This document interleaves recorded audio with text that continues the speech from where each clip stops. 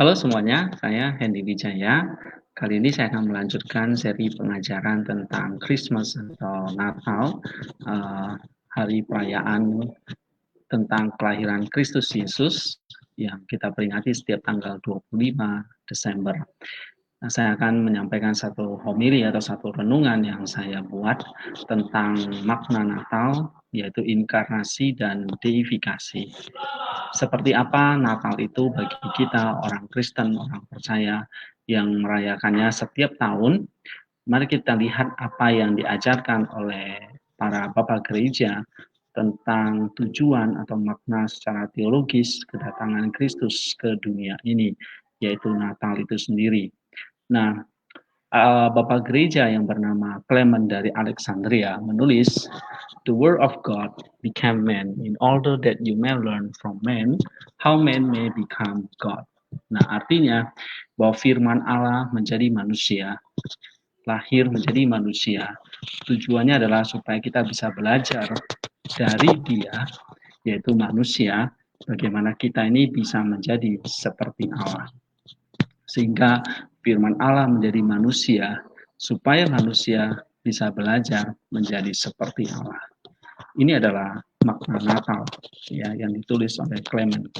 Natal adalah peringatan inkarnasi Kristus ya, sebagai satu bukti kasih Allah yang begitu besar kepada manusia melalui sinergi antara Allah yang mengutus dan manusia, yaitu dalam hal ini Bunda Allah sebagai Theotokos yang melahirkan firman Allah itu. Natal bukan hanya perayaan kelahiran Kristus, tapi juga satu peringatan bagi kita supaya kita belajar menjadi seperti Kristus atau Allah melalui pengerjaan keselamatan kita dengan takut dan gentar yang pada akhirnya kita akan mencapai deifikasi atau pengilahian atau dalam bahasa teologisnya yaitu mencapai seperti dia, theosis. Nah, saudara-saudara, Natal berarti peringatan inkarnasinya atau kelahirannya, tapi juga ini adalah mencapai mengingatkan kita bahwa tujuan dia datang adalah supaya kita memiliki kesempatan untuk dimurnikan atau diilahikan, deifikasi. Sudahkah Kristus lahir di dalam hati kita? Firman datang menjadi Kristus supaya manusia dapat menjadi seperti Kristus. Allah menjadi manusia supaya manusia dapat menjadi seperti Allah. Inkarnasi adalah sesuatu yang tidak mungkin secara nalar atau natural thinking menjadi sesuatu yang mungkin secara iman, secara supranatural. Dan begitu juga dengan pengilahian atau deifikasi manusia adalah hal yang mungkin dalam kacamata iman. Pengilahian adalah sinergi antara Allah dan manusia dalam mengerjakan keselamatan melalui ketaatan kita dalam doa, askesis, nepsis, ya, kewaspadaan batin, dan pertobatan serta air mata setiap hari. Inilah tujuan utama kita memperingati Natal. Bapak gereja bernama Simeon the New Theologian berkata bahwa firman Tuhan meminjam daging dari kita yang memang tidak dimilikinya secara alami. Dia menjadi manusia padahal dia adalah Allah. Bagi mereka yang percaya kepada dia, dia memberikan keilahiannya sendiri untuk dibagikan, yang tidak pernah dimiliki oleh malaikat maupun manusia. Dan manusia menjadi seperti Allah, yang tidak mereka miliki melalui adopsi dan anugerah. Ya, sama seperti yang dikatakan oleh Clement, Simeon the New Theologian juga mengatakan hal yang sama.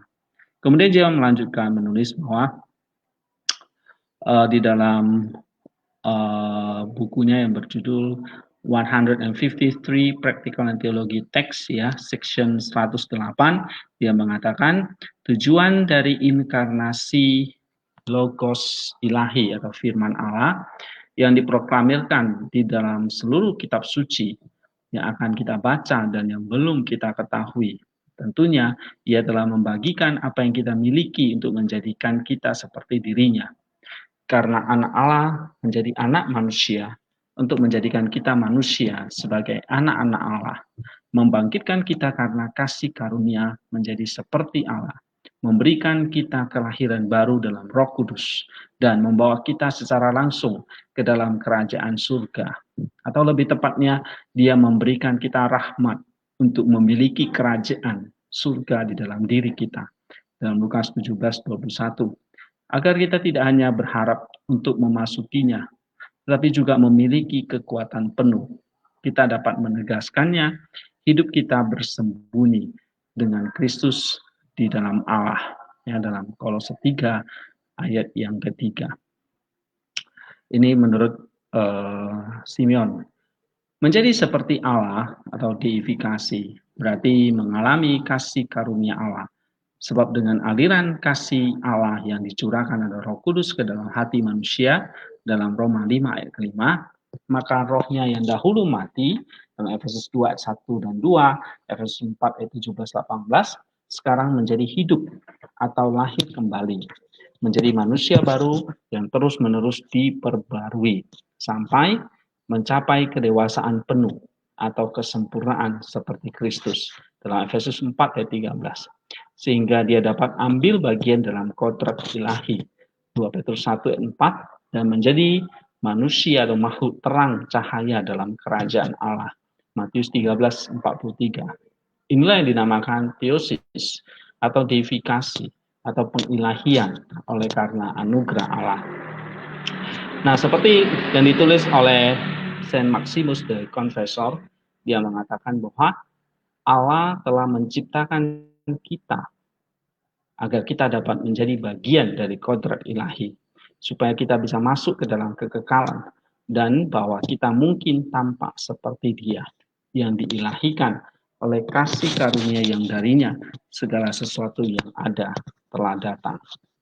Peter Chrysologus menuliskan, apa yang lebih hebat daripada Allah berikan kepada dirinya ke dunia, atau bahwa Dia menempatkan kita di surga, Dia sendiri yang ilahi bersatu dengan daging, atau bahwa Dia menyebabkan kita berbagi dalam keilahian, bahwa Dia sendiri menerima kematian, atau bahwa Dia memulihkan kita dari kematian. Sungguh menakjubkan bahwa dunia ditransformasikan ke surga, manusia diilahikan, dan orang-orang yang telah diperbudak mencapai kekuasaan.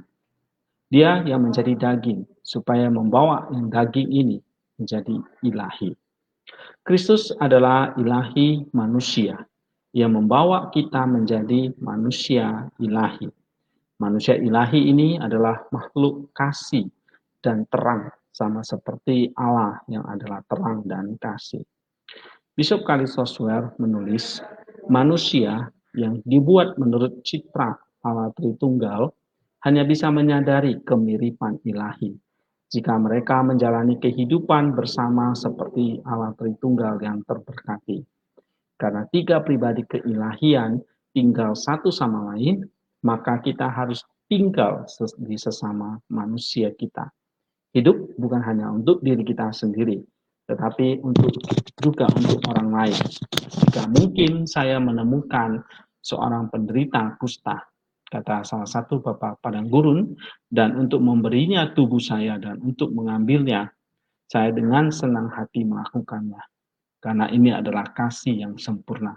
Itulah natur atau sifat sebenarnya dari teosis.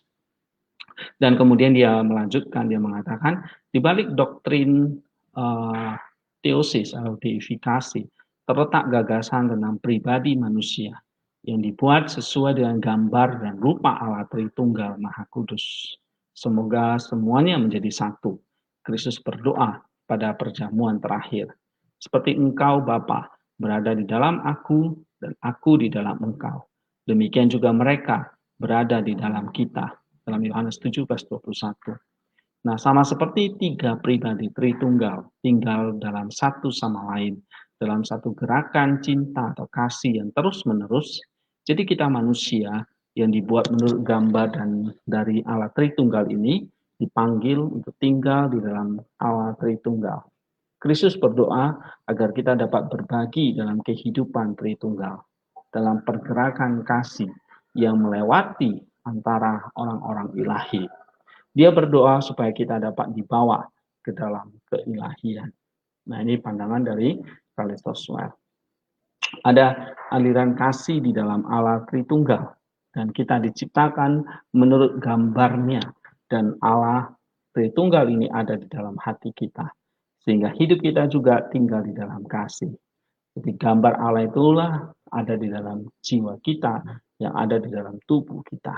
Tinggal dalam kasih berarti tinggal dengan sesama kita seperti kasih Allah di dalam Trinitas atau Tritunggal itu. Deifikasi atau pengilahian ini terwujud di dalam kasih.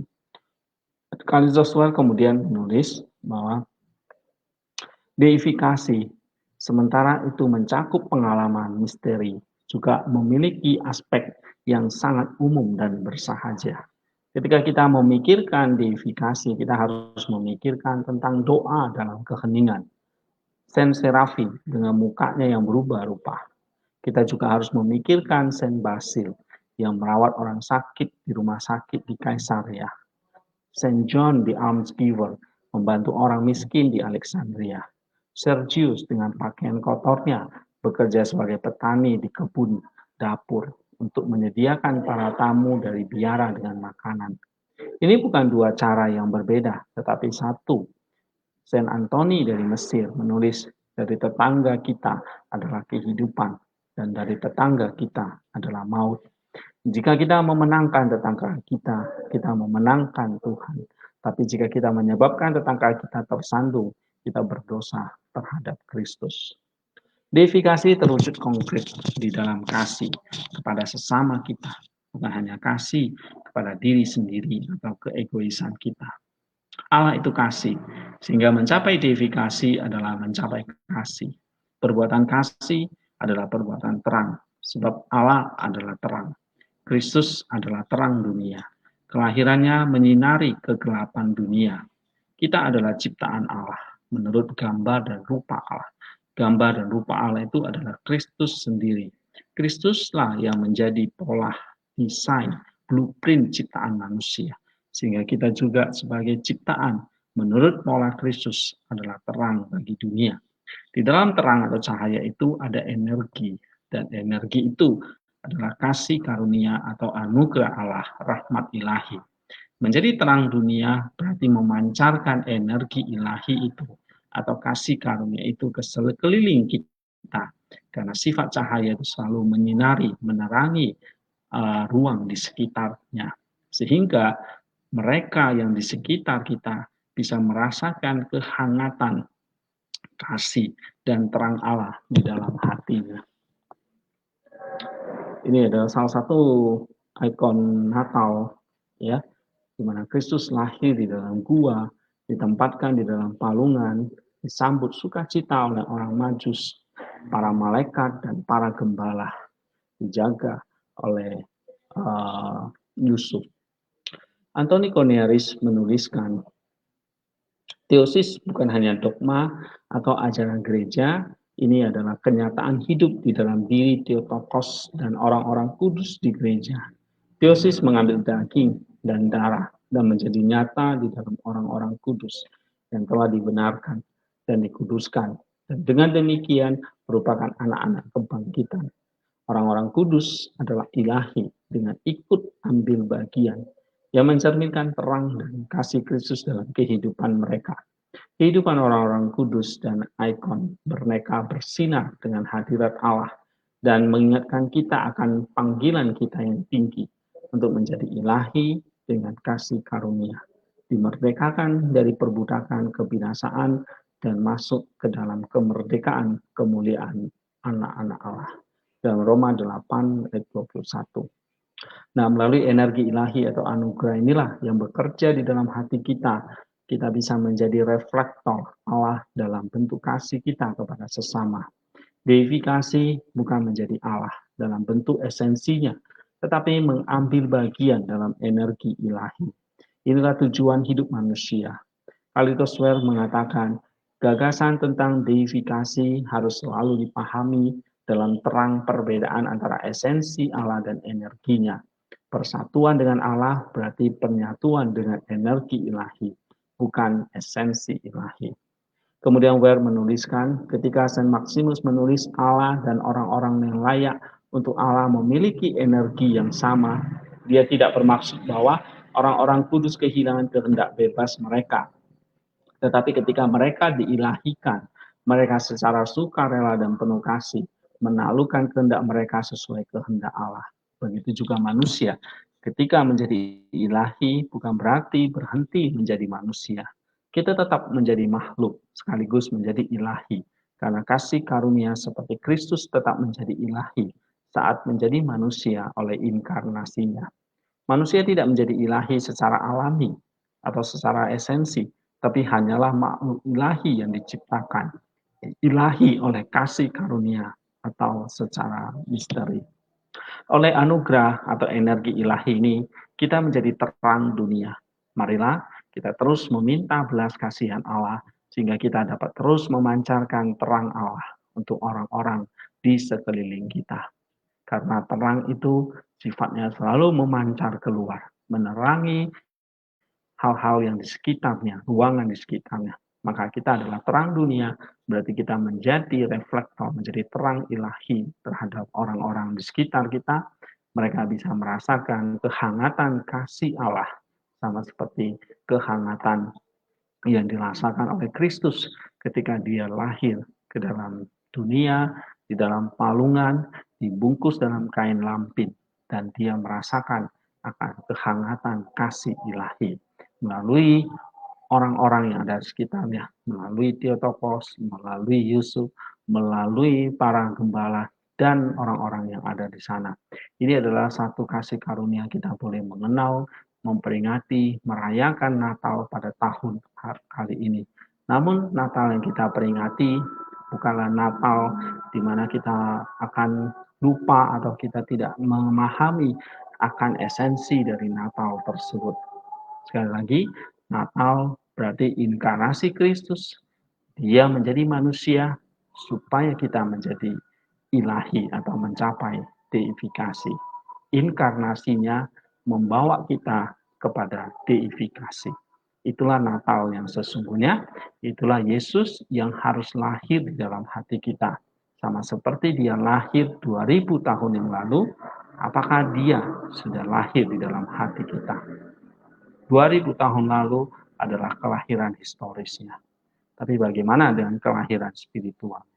Nah, angka awal, tahap awal kita mengalami deifikasi adalah bagaimana Kristus itu berinkarnasi, lahir ke dalam hati dan jiwa kita. Sehingga dia boleh bertumbuh besar, semakin lama semakin sempurna di dalam diri kita, sehingga hidup kita terus menjadi semakin lama, semakin dewasa, semakin serupa, segambar dengan dia yang adalah gambar dan rupa Allah itu sendiri, yaitu Yesus Kristus. Manusia ilahi yang menjadikan kita manusia yang ilahi. Manusia yang ikut ambil bagian di dalam kodrat ilahi, kata Rasul Petrus. Saudara-saudara, ini makna Natal yang ingin saya bagikan kepada kita, bahwa Natal adalah inkarnasi Kristus untuk mengilahikan manusia. Natal adalah inkarnasi untuk deifikasi. Terima kasih semua, semoga ini memberkati kita semua. God bless us and Merry Christmas.